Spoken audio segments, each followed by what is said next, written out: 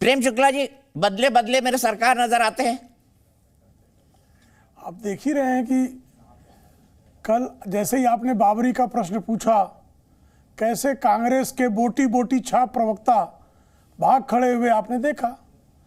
तो जिन लोगों ने लगातार बाबरी के समर्थन में बातें की हैं, लगातार रामद्रोह की बातें की हैं, लगातार आदरणीय नरेंद्र मोदी जी के लिए अपशब्दों का प्रयोग किया है, धमकाइयाँ, चमकाइयाँ, हड़काइयाँ सब कर डाले हैं, और इसके बाद जब पराभूत हुए हैं तो उनके पास अब कोई शब्द नहीं, लेकिन आदत तो जाती नहीं है।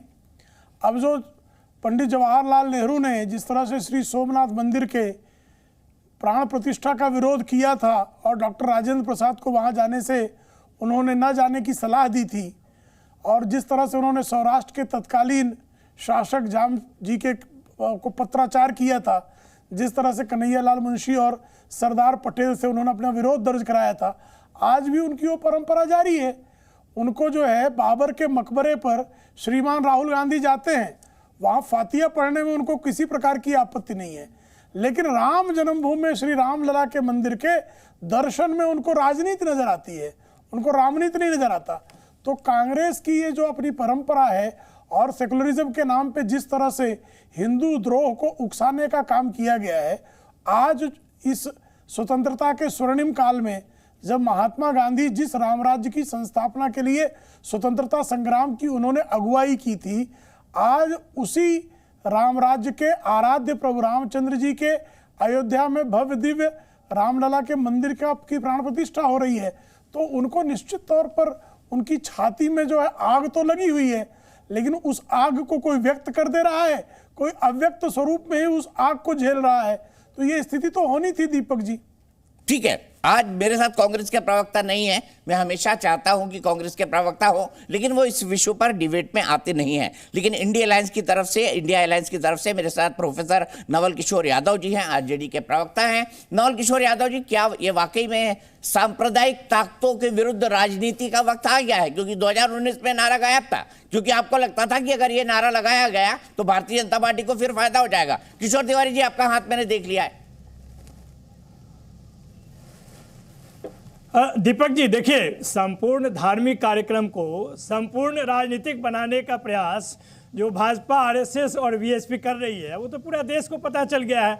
स्वयं जो आदि शंकराचार्य द्वारा नामित पीठ है, वहाँ के धर्मशीर्ष पर जो लोग हैं, उन लोगों ने इस बात को कही है।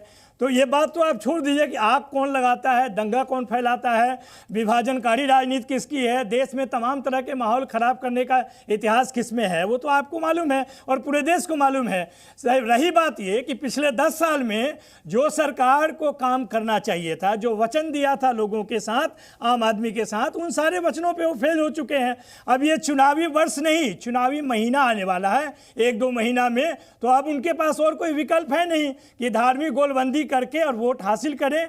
जबकि इस बात को पूरा देश जानता है कि बेरोजगारी का अवसर हो, अर्थव्यवस्था हो, धार्मिक सौहार्द हो, मणिपुर हो, बीएचयू हो, पहलवान बेटियां हो, तमाम तरह के मुद्दे जो है वो देश में तैर रहा है। और आप कह रहे हैं कि राम लहर है, धर्म लहर है और ये आस्था का लहर है। जब व्यवस्था आस्था का इस्तेमाल करके टिकने और टिकाने का कोशिश कर रही है, उसका आप तारीफ कर रहे हैं। आपको मुद्दों पर आस्था के बिना व्यवस्था नहीं चल सकती। मजबूरी है। नवल किशोर जी, आप प्रोफेसर हैं, आस्था के बिना व्यवस्था नहीं चल सकती। नहीं, आस्था के बिना व्यवस्था नहीं चल सकती। चाहे वो कानून और व्यवस्था में आस्था हो, चाहे वो विज्ञान में आस्था हो, चाहे वो ज्ञान में आस्था हो, चाहे वो किसान में आस्था हो, चाहे वो युवा में आस्था हो, चाहे वो बेरोजगार के रोजगार देने सवाल में, आस्था के बिना व्यवस्था नहीं चल सकती। याद रखिएगा नवल किशोर जी।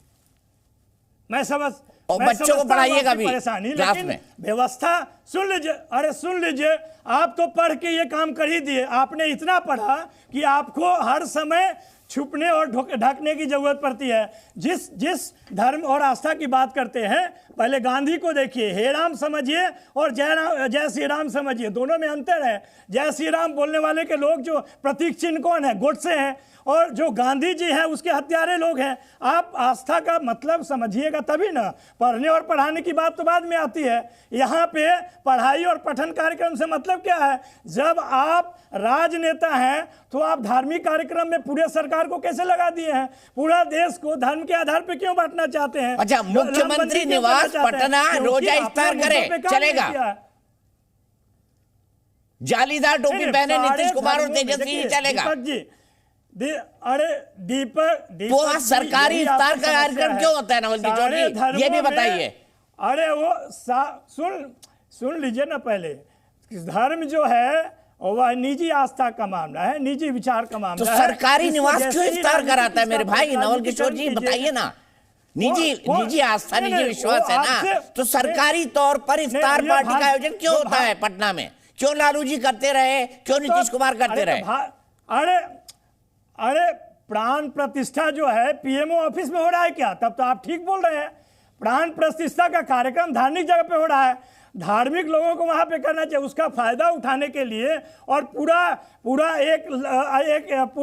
प्रयास करने का क्या जरूरत है? आप भाजपा कार्यालय में कीजिए ना, जो काम प्राण प्रतिष्ठा का अयोध्या, भगवान राम अयोध्या में जन्मे, आप भाजपा कार्यालय भेज रहे हैं, जबरदस्ती भाजपा को इतना क्रेडिट दे रहे हैं नवल किशोर जी। जितना क्रेडिट बनता नहीं उससे ज्यादा आप दे रहे हैं। मुद्दा नहीं है, आप चाहे कितना भी कोशिश कर लीजिए, लोग सवाल पूछेंगे, मुद्दों पे चुनाव होगा, आप घबराइए मत दीपक जी। सर मैं क्यों घबराऊंगा? चलेगा लेकिन उधर दीपक पूछेगा। अपनी तनख्वाह से अपना कामकाज चल जाता है, अपनी तनख्वाह से अपना कामकाज चल जाता है। नहीं अपना आपका, अरे सब लोग जानता है कि तनख्वाह का मतलब क्या है, एंकर से चैनल का मालिक लोग कैसे बन जाते हैं, ये देश जानता है। ये सब ज्ञान मत दीजिए। कहाँ नवल किशोर जी, कहाँ चर्चा को ले जा रहे हैं? सार्थक चर्चा में आते हैं। प्रेम शुक्ला जी जवाब आप देखिए, आप बिल्कुल जिस तरह का सवाल पूछेंगे वैसे ही जवाब मिलेगा ना। हम लोग भागने वाले नहीं है, लड़ने वाले हैं। अरे लड़ने वाले, बिल्कुल प्रोफेसर साहब, मैं एग्री करता हूँ, बिल्कुल लड़ने वाले हैं आप, और हम दोनों लड़ते ही रहेंगे। प्रेम शुक्ला जी से भी लड़ते रहेंगे। प्रेम शुक्ला जी बताइए, आप धर्म के नाम पर राजनीति कर रहे हैं और राम मंदिर का मुद्दा बनाकर चुनाव 2024 में जीतना चाहते हैं, ये सवाल ठीक है ना नवल किशोर जी?